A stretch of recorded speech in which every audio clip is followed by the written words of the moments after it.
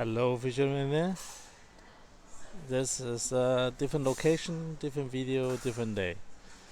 Alright, what are we gonna talk about today? I just checked prices. Everything's down between 5% to 15%, depends on what crypto you own.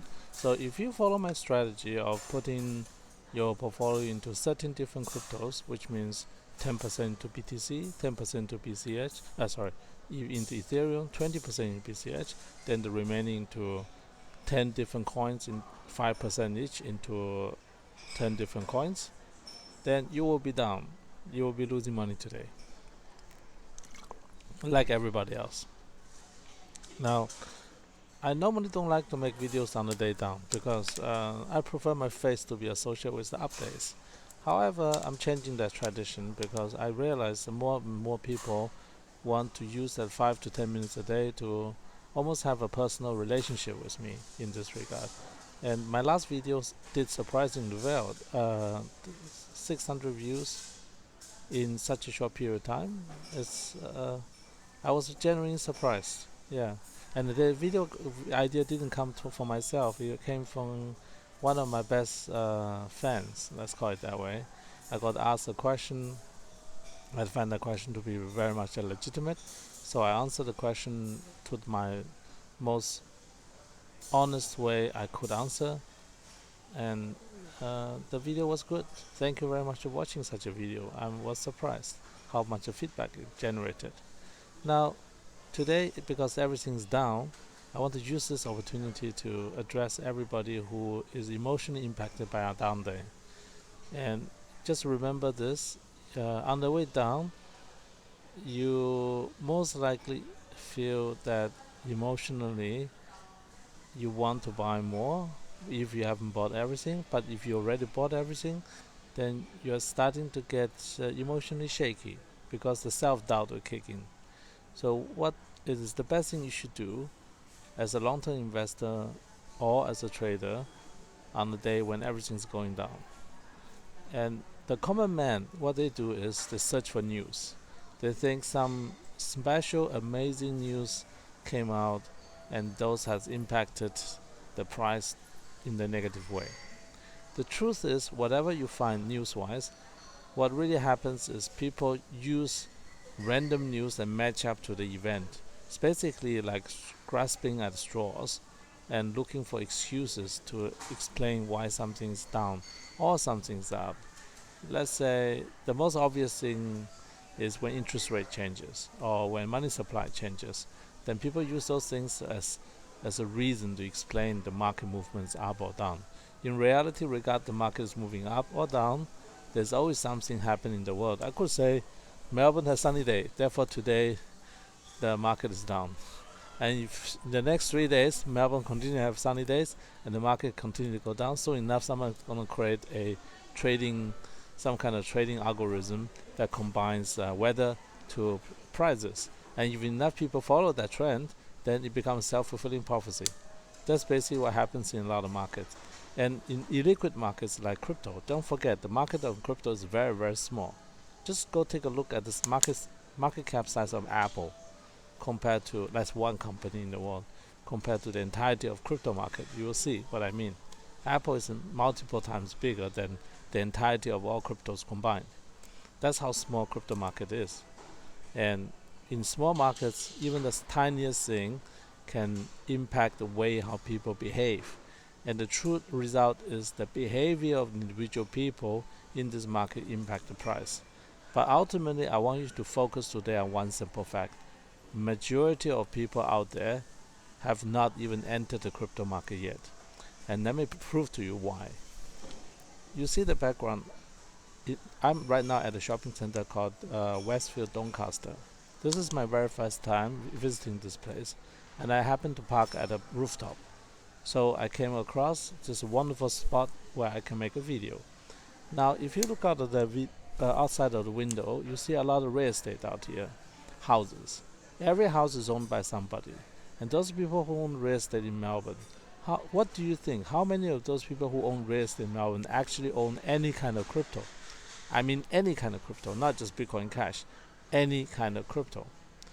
I dare to say less than 0.1%, less than 1 out of 1,000 house owners in Melbourne owns crypto assets. Now, how many of those housing owners actually own shares in super funds, in managed funds, in investment products? Probably a lot more. My guess is minimum half, if not 70%, 60, 70%. So at least half of the homeowners own other financial assets, but very, very few actually own crypto assets. And I can't prove to you exactly the number, but based on my empiric evidence, when I talk to people, I would say less than 1 out of 100 people own crypto assets. And what I'm betting on, and I'm hoping you bet on as well, is that in the long term, more people will allocate their asset towards crypto assets. So instead of owning real estate, brick and models, ultimately when you own a real estate, what you actually own is just a digital entry in the government regulated ledger system. So instead you put your money into the ledger in the government, you take that out, put your name and own the ledger in a digital distributed ledger like Bitcoin and Bitcoin Cash. So I'm just betting on the fact that more and more people will migrate their asset holding from a government regulated ledger to a distributed ledger worldwide. That's all there is. And when enough people make that shift due to the benefits of the digital ledger, then sooner enough the asset that is limited in supply, like Bitcoin, Bitcoin Cash, Ethereum, will go up in value. That's as simple as that. And the advantage owning Bitcoin and Bitcoin Cash, for example, is that you can subdivide your digital ledger. But the real estate asset, you can't subdivide. You cannot subdivide a random house in the background into 15 or 20 different equal ownerships without trouble. It's going to be very difficult to set up a trust and then distribute the shares in the trust and all the stuff. But in a digital ledger like Bitcoin Cash, this can be done in less than a second. You just have to sell less than one Bitcoin. Or that's all you have to do. So on the down day like this today, I want you to focus on the long-term fundamentals of crypto assets in general. Just remember, you are a pioneer. The person who is watching me right now, you are the equivalent of somebody who migrated to, let's say, Western United States in the 1800s, or you migrate to Australia in the early 1900s, or you went to New Zealand in the 1900s, early 1900s. So when you look at from that perspective, you understand initial stage, the early migrants are always the ones who are the pioneers, who take the biggest hit up and down, and who also get shaken out quite a bit. Not everybody who migrated to another country at the early stage of a country's formation benefited from the migration. A lot of them died. A lot of them couldn't survive. A lot of them couldn't make it, financially speaking. But those who are able to make it, who are able to hold on to the title deed of the new institutions in the new countries, in this case, in our case, is the crypto countries, basically. They're the one in the long term going to benefit dramatically from the movement. So a day like today, when the price is down, I want you to seriously consider either further diversify in different asset classes, or you diversify in your timing, which means double down, triple down your investments in the favorite coin you like, and then lower your entry cost. This way you will have less issue with selling at the highest possible price, because the problem you will have is not sitting out the day like today. Honestly, everybody can sit out the price when they are low. Virtually anyone with a normal healthy mindset can say, I have no leverage, no debt, I'm going to sit out the price. Very few people can actually sit out the price when the price skyrocket. That is where the trick comes in.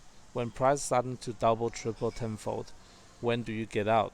And most people usually get out too early instead of too late. So if you can average down right now, it's a great choice, because then you can average up on the way out. Because the more average you have on the way down, the more opportunity you have on the way up when you average out of the market.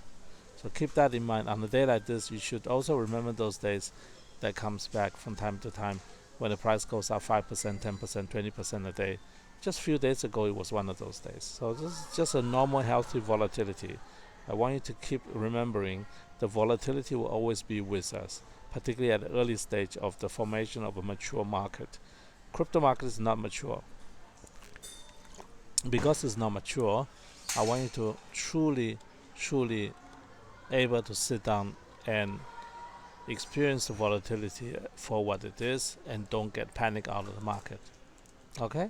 So summarize today is when the market is down, don't panic, evaluate your situation, understand why you want to continue holding your asset, look at the long term, and if possible, accumulate even more.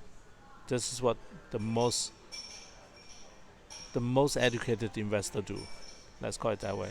The least emotional investors make this kind of decision, and the most educated ones decide to continue further going down into the same asset that they have started investing years ago.